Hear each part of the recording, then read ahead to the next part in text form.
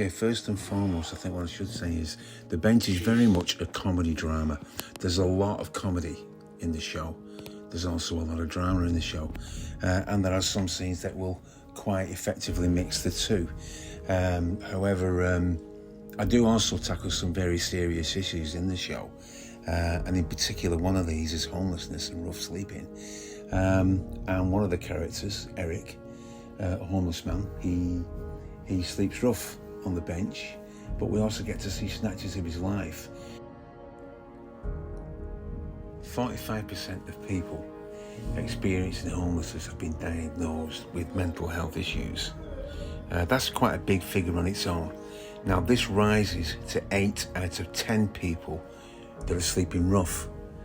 And the mental health issues they're dealing with are really deeply connected to the trauma and adversity that a lot of homeless people face. I mean, we've seen it. We've seen the way they're attacked on the streets at night. We've seen someone being killed by having the newspapers that they're sleeping on the set on fire. That kind of thing. And the whole world seems to be your enemy.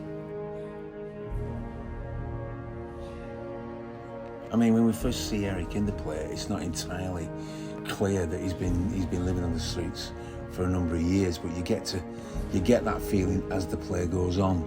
And in common with so many living that life, Eric is struggling with some very severe mental health issues that manifest themselves in various ways, but predominantly it's in the way that he attacks himself in moments of great stress or anxiety, either verbally or physically. We can see that he's a deeply traumatised man.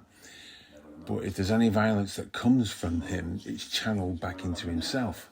The harm he does both mentally and physically is clear. If my life is in black and white, you are the colour that comes in from time to time. Corny. But there is another side to Eric. We get flashes of his deep intelligence, which seems to indicate a real fall from grace. Who was he before? What happened? That's all laid to one side in the story, but what we do see is how much he cares for another street survivor in this tale, and that's Gabrielle. Gabrielle is the survivor from an arson attack on her home as a child. She's living on the streets, she's stealing to live, but she's a tough cookie. As they both are, and somehow they've bumped into each other and they've developed a really strong bond with each other, you know, the kind of bond that's forged through hours and hours on the streets, in hostels, or in nighttime A&E departments where, you know, it's not hard to imagine them nursing each other, the other through some horrific trauma or from being attacked on the street or through hurting themselves.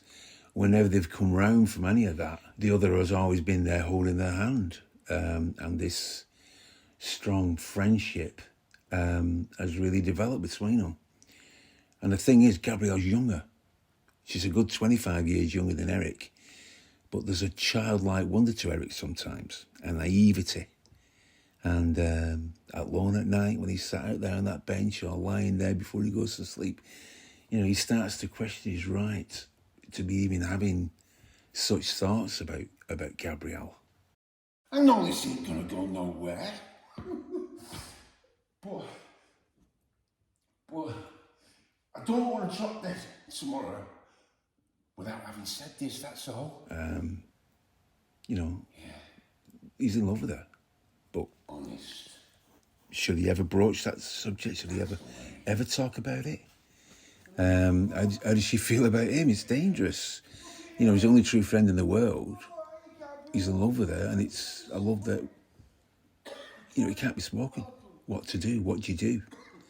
In Eric and Gabrielle, I see the couple from the fairy tale of New York, but I don't want to give too much away there, so I'll just leave that there. He's a big character, and he is a character that I will come back to in future stories from Tales from Paradise Nights. But like I say, it's not all doom and gloom, and there is some, you know, a fair bit of comedy around Eric as well. But yeah, from the mean and moody streets, Tales from Paradise Nights.